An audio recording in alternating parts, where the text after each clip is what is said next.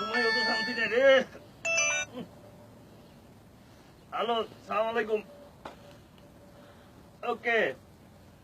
আরে বাবারে আমরা কইছি না আমি টেলিফোন আমার সামনে আকাম আমি না টাকা পয়সা দিতে পারুম না।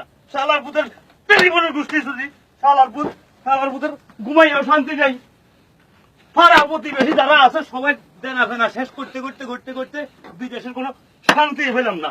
শান্তি টেলিফোনের গোষ্ঠী গেলে টেলিফোন করতাম না।